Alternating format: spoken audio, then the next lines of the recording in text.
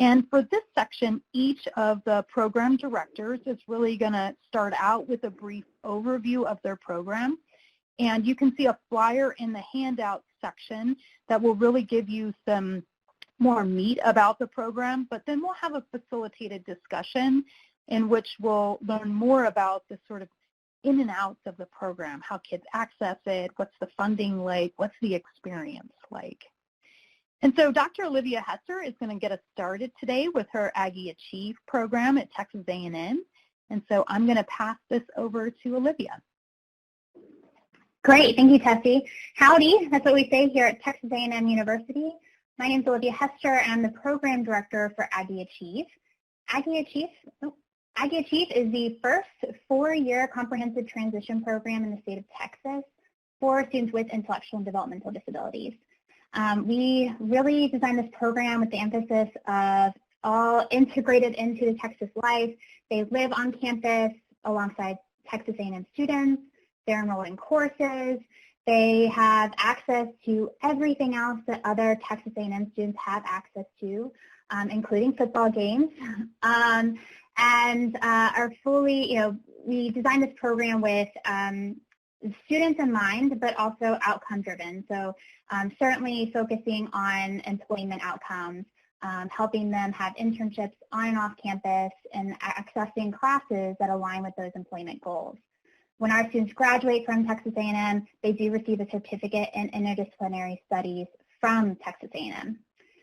One unique aspect of our program is certainly our Aggie Achieve mates, and those are our peer mentors. So we actually have over 150 Aggie Achieve mates, which are the undergraduates and graduate students who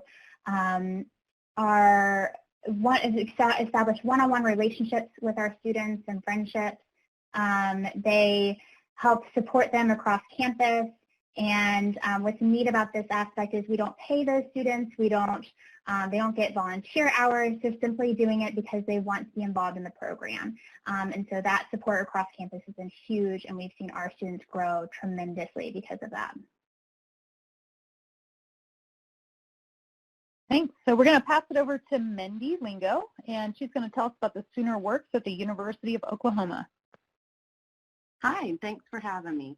Like I said, I'm Mindy Lingo. I'm at the University of Oklahoma, located in central Oklahoma, and we are excited to share about our Sooner Works program. We're actually in our second year of Sooner Works. We currently have 10 students.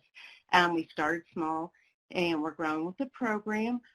Our program really consists of 3 different areas: university academics, career development, and university life, which we feel are all an important part of reaching those post-school outcomes for individuals with intellectual disabilities. Our program also is much like the Texas A&M program, and our students do not receive a degree, but they do finish with an integrated community studies certificate. They take 4 to 6 hours of regular OU coursework per semester. They also take classes inclusive with some of the Sooner Works students that we were really just focusing on person-centered planning and the individual needs of the students. We have career development through internships, job exploration, and all of these internship and job exploration are really independent of each of the students' needs. The whole program is very individualized for each of the students. And again, much like Texas A&M, we have a huge peer partners component that facilitates campus involvement, campus activities, and yes, football games. And our students also live in inclusive university housing. We have some online informational sessions coming up. If you want to participate in those, you can go to our website and look them up, and you can learn more about our program. And I am going to hand it off to Ashley. Hey guys, my name is Ashley, and I'm with the Empower program at the University of Arkansas. So a lot like the previous programs, Empower is a 4-year non-degree program for individuals with intellectual and cognitive disabilities. Our students are required to be full-time, so our students take 6 to 9 hours of traditional college courses each semester. with individualized accommodations and modifications. These are usually based on their IEPs or 504 plans from college or from high school. And we work with the professors to make sure our students are successful in their traditional college classes. Our students also take 3 to 6 hours of Empower-specific courses, which consist of functional academics, such as money management, relationship skills, communication, job shadowing, internship preparation. Just like the previous programs, we have a huge pool of peer mentors that work with our students each day. We have social mentors, academic mentors, and we also have residential mentors who live in the dorms with our students. At the end of the 4 years, our students gain a certificate of completion from Empower, and then we have a few focus areas that we've created or assistantships for these certificates in the areas of hospitality, child care, and animal sciences. And so just like the previous programs, our primary goal for our students after the 4 years is to be able to live independently and gain and sustain their employment and be included in the community. Thank you. Thank you so much. I mean, it's super exciting to hear all of the information you all are sharing about your programs, and then just the efforts and the opportunities that are available for kids, especially in this 45th year of IDEA, really demonstrates how much progress we've made in terms of creating access and opportunities for individuals with disabilities. I want to remind folks that in the lower right-hand corner, you'll see a program flyers, and you'll be able to download flyers for each of the programs that you heard today. But we're going to talk about some of the uniqueness about these programs, and if you have any questions, just feel free to put those in the chat box as well. So Olivia, I'm wondering if you can share a little bit more about what's the experience like for a student who's enrolled in your program. Certainly. So I think all of us can agree that one of the big aspects of all of our programs is we're not trying to reinvent the wheel. We're trying to integrate our students in campus life. And so we really are fighting for access across campus. Our students each are treated like college students, so they have very high expectations. They each have their individual schedules and class schedules. They have the peer mentoring, again, is such a huge aspect of each of our programs, and certainly being employment focused. So whatever classes they're taking also align with what they want to do long term. And that's, really so that when they graduate, they're graduating hopefully with a career, not just a job, but a career that they are passionate about, that they have opportunities for promotion and work alongside peers without disabilities. And they can take that transcript and show an employer, well, these are all the classes that I've taken that align with your business, and this is why you should hire me. And how we keep that individualized is person-centered planning, which is a huge process of keeping these programs as individualized as possible and really student-driven. Exciting.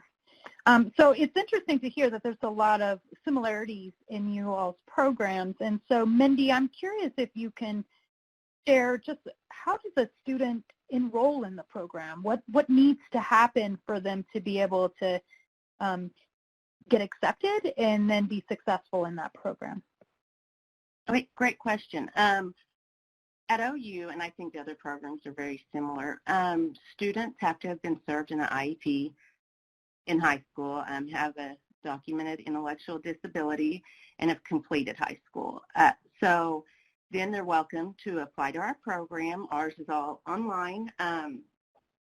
And it looks a little bit different than regular college admissions. Their admissions is actually going through our program. We are making the decisions. And so they'll apply online, and then we kind of vet all the applications and look who we think would be a good fit for our program, but also who we feel like we could benefit the most. You might get some students that apply that are really high functioning and would function better at the university as a degree-seeking student. So we're actually vetting them just to see if they're a good fit for us and also for a good fit for them. And then they'll go through an interview process with us, and then from that, we select our students and we recommend them for admissions to the University of Oklahoma.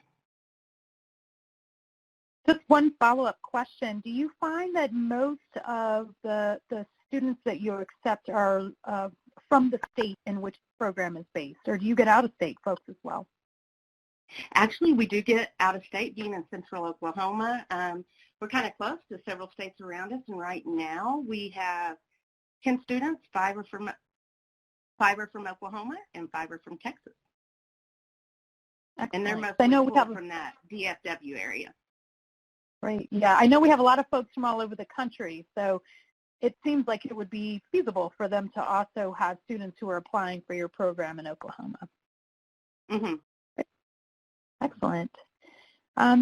So we had talked earlier about these predictors for post-secondary education success, and Ashley, I'm wondering if you can just tell us a little bit more about what preparation do you think needs to happen for students to be successful in your program? You know, what has to happen in that high school setting that would really help them achieve?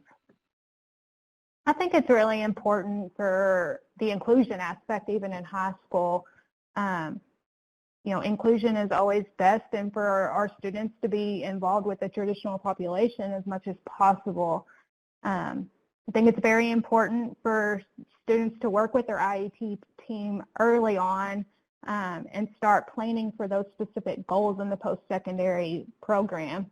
And a lot, just like traditional students, working on independent living skills like doing laundry and setting an alarm, taking medications, adapting and being able to adapt to changes in routine or being flexible in certain circumstances. I believe all those things, with just like a typical student, but you know, our students may need a little more support in those areas, are very important as they enter their college experiences. So Ashley, I'm wondering if you can expand a little bit as how do you know as a program whether students have adequate skills, for example, in their independent living to be successful? Is it a report from the parent? Do students come on campus and interview or call in an interview? Both. So we do student inventories and parent inventories based on independent living skills, social skills, academic skills. We also take into consideration their IEPs and letters of recommendation from family, friends, teachers, people they've worked with throughout the community.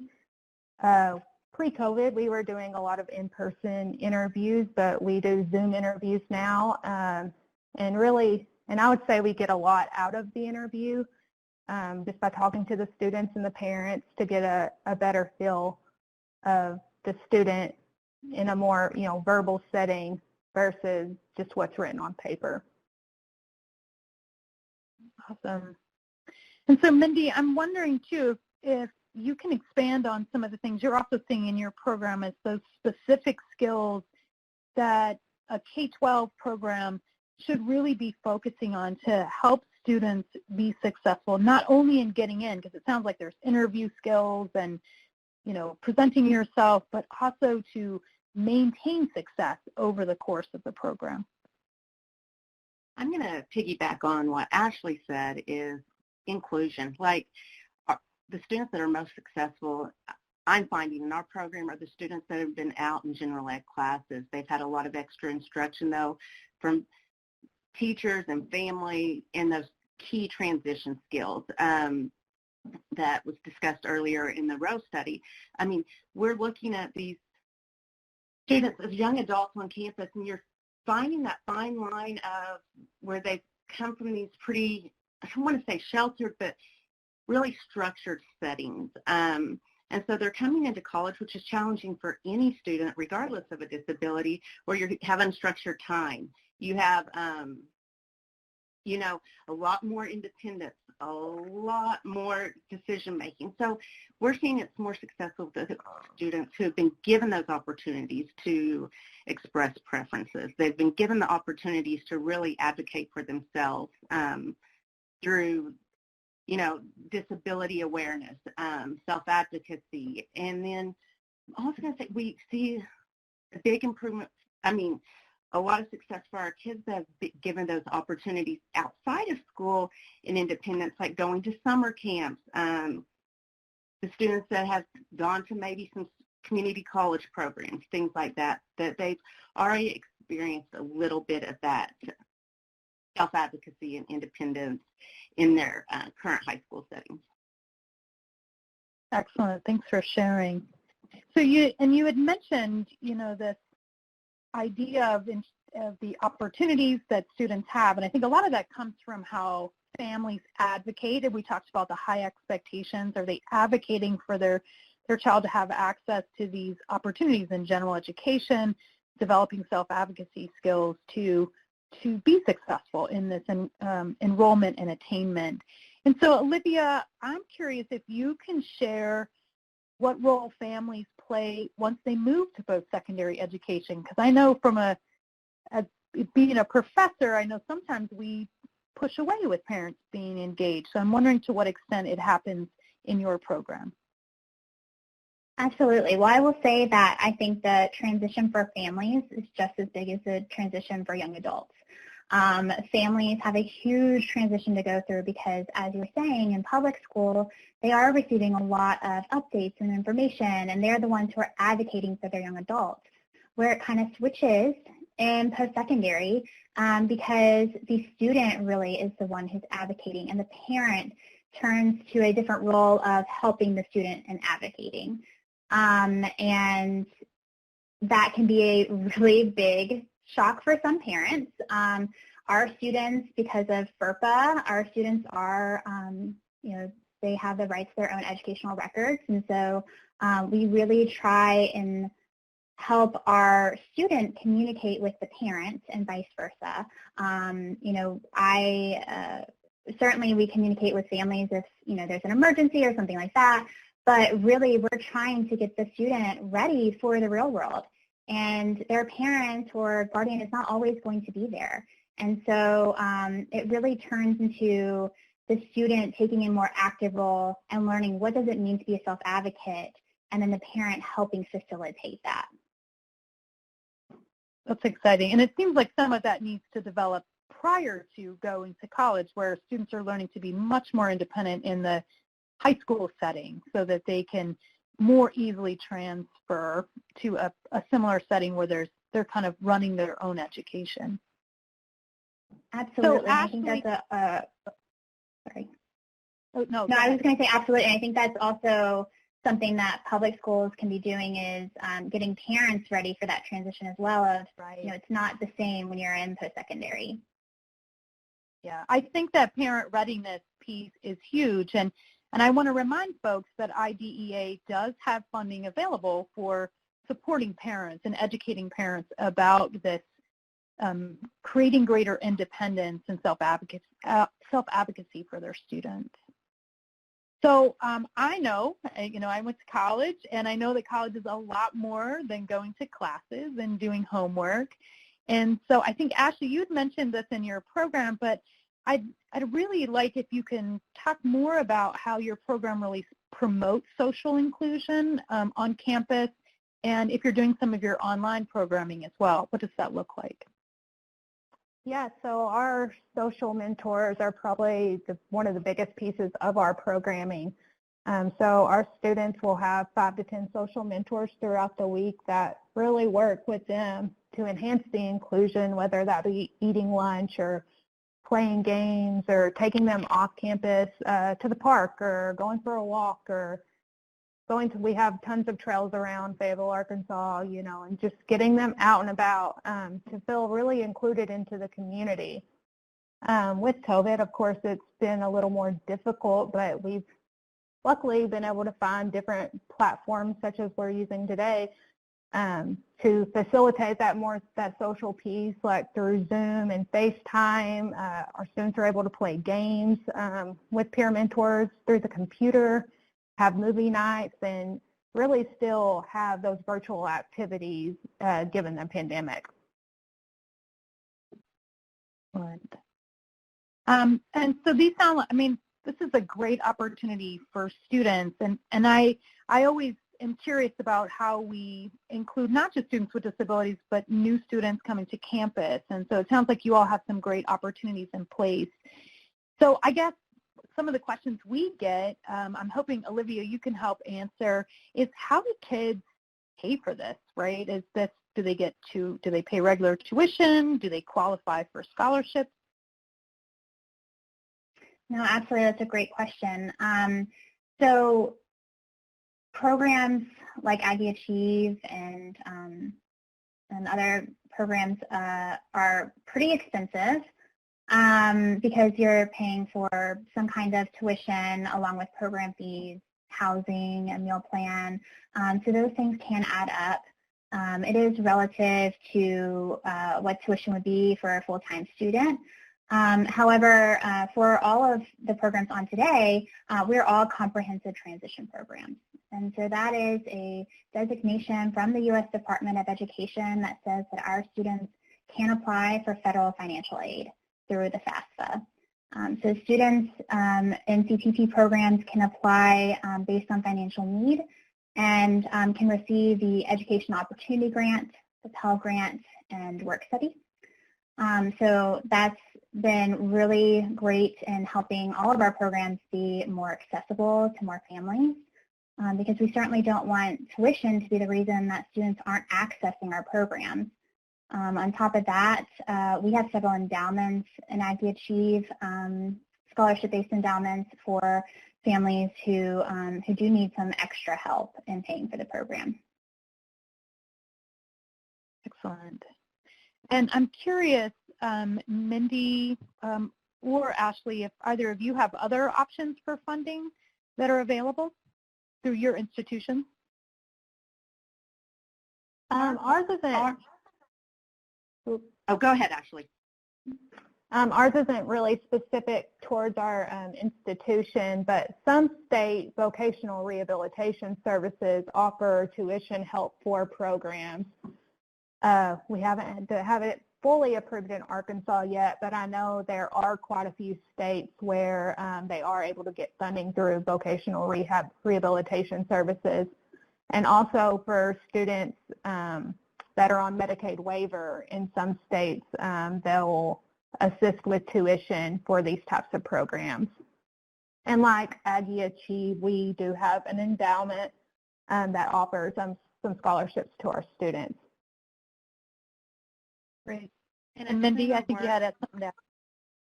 Yeah, Sooner Works is part of the OU College of Ed, and so our students are eligible to apply for scholarships that are awarded to all of the, not all, but to the College of Ed student body. Awesome. All right, so I will say that something a lot of people are talking about, and I think it was mentioned earlier, Ashley, you mentioned it, is about COVID, and there has been this shift to online instruction. And Mindy, I'd love to hear how you all are addressing the challenges of COVID in your program this year. That's $1 million question. It has been very challenging, especially last spring when we went completely online. But we found a lot of resources, and there's so much available out there that we were able to confidently still provide all the services that we were doing in person. It just looked a little bit different. It took a lot more online planning, a lot more Zoom meetings, meeting with the students more hours throughout the week to do direct instruction. But we just utilized a lot of the free resources out there. Currently, our students for this semester have been in person, so we haven't had a lot of COVID restrictions. It's kind of put a damper on some of the socialization, but our peer partners have been very creative in finding activities to keep all the students involved. And so we are just utilizing those free resources out there that are available. And actually, Olivia created a great resource in the spring, and we are utilizing that again while they're on, right before winter break. They're all at home these 2 weeks. And it's just a resource that allows us to provide a virtual calendar for them and activities. Excellent. Olivia, do you have anything else to share that at your institution on how COVID has maybe changed the way you're doing your program? Oh, definitely. So most of our students returned to campus, and I will say that our students were much better about wearing their masks than probably other college students. So we had a smooth semester, but it was definitely different, especially when thinking about student organizations and getting involved on campus. All of those had to be virtual, so student orgs really had to think about how they were getting members adjusted. However, because the whole campus was basically virtual, I think it also made that transition easier for everybody because it was just a standard across the campus. We certainly followed Texas A&M lead of giving our students the option of coming back to campus or going completely virtual. And this past spring when we went virtual, I will say that the students' technology skills certainly improved. They improved probably more than if they had just been on campus with us because, it was really, they were having to do it every single day, especially on Zoom and accessing their emails for their virtual calendars and the different Zoom links. It was really neat to see how much their technology skills improved. And so I think that's definitely a positive that has come out of COVID. Excellent. And it'd be a good employability skill, too, is having that in-depth knowledge of the technology. Now, I want to remind folks that if you do have any questions for our panelists, just put them in the question and discussion box. But I'd like to give each of our panelists just an opportunity to tell us how you see the future. What's getting you excited about your program and what's coming up? And we'll start with Ashley. Yeah, I'm excited. We've just entered our 4th year of the program, so we have our first student graduating from our program this spring. And while his senior years look very different for him, of course our goal is for him to be employed at the end of the spring semester, and we very much think he will be. And so we're continue to be excited to adapt to these new platforms and learn from, other programs and what they're doing to help our students be successful. And so we are a relatively small program. We have 15 students, and we'll never have, more than, 25 or so throughout our program. And that kind of gives us the chance to, focus more on the quality of the program instead of the quantity. Excellent. How about you, Mindy? Yeah, I'm looking forward to seeing SoonerWorks grow in the next 5 years.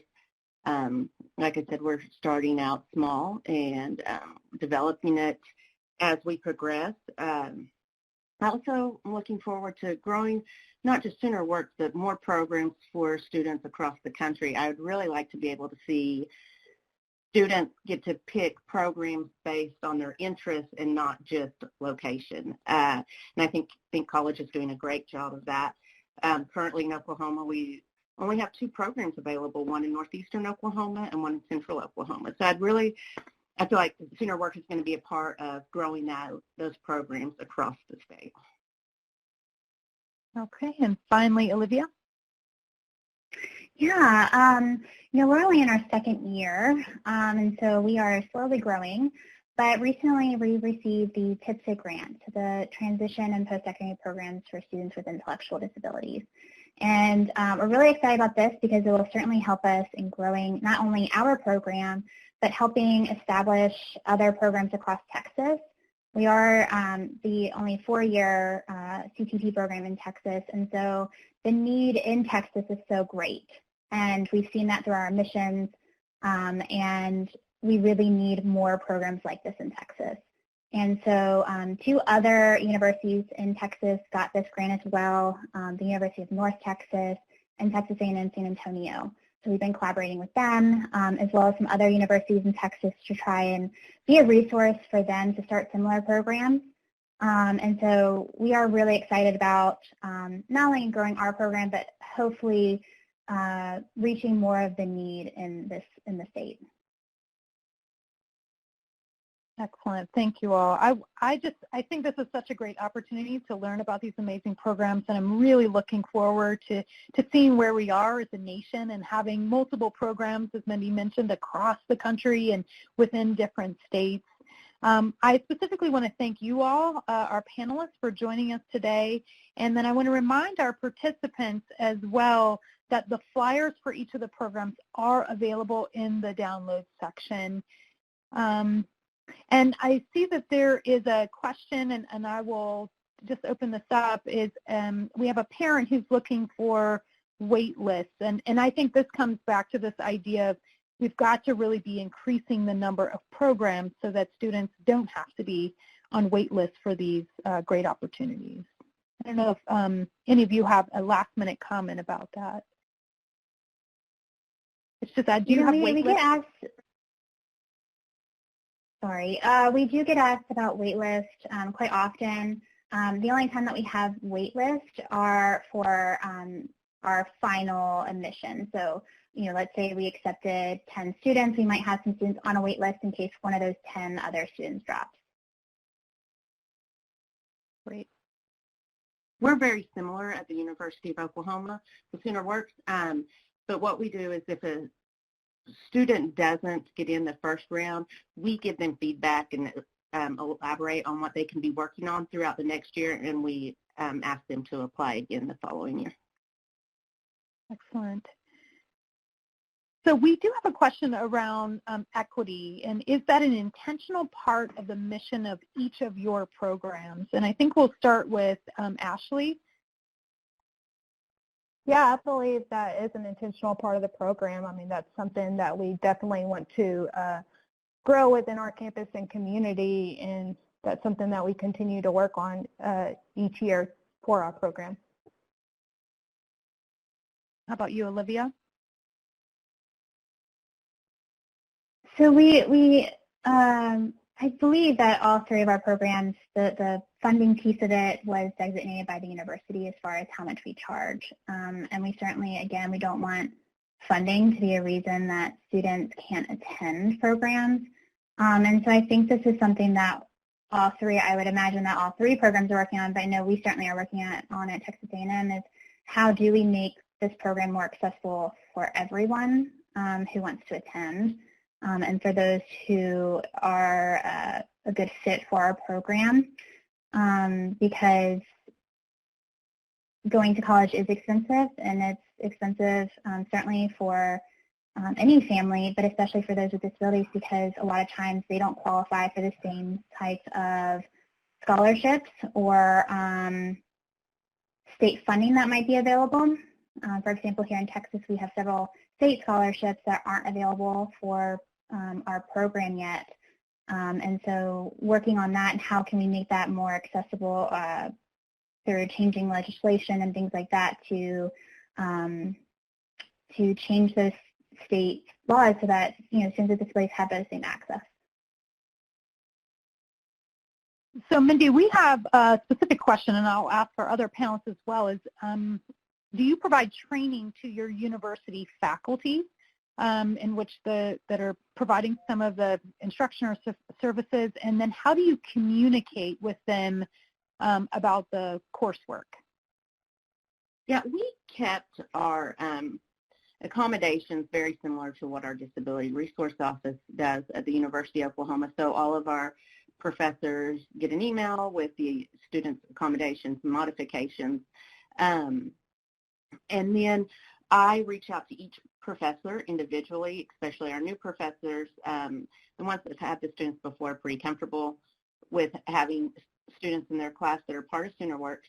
And so we reach out, talk back and forth. We have staff at Sooner Works that helps professors, instructors, anytime they need additional help in working on an assignment with a certain student or making accommodations, scheduling, testing, all of that. So we just work individually with each professor for each student right now. As the program grows, we'll probably develop more of a protocol on campus-wide trainings and all of that, but right now, as small as our program is, it's really beneficial just to do it one-on-one. Excellent. And Ashley, and are you seeing the same same thing in Arkansas, or is it a little bit different? Yes, we really work individually with our professors as well. We do offer.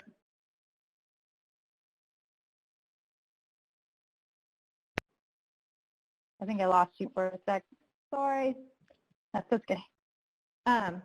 We do offer small group trainings at the beginning of the semester to talk a little bit more of what the extra accommodations and modifications may look like for our students.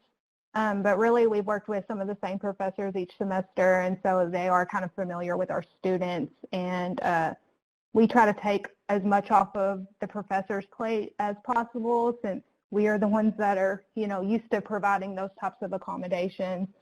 And so we let them know like what those may look like on the front end. So for like papers, sometimes our students will do a video or maybe a poster board or something like that instead.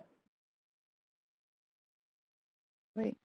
And then Olivia, I'm wondering if it's curious, and I'd also be curious about, are the modifications, for example, of how an assignment is completed, is that all done prior to the start of the course with the faculty member, or is that done as the assignment comes up?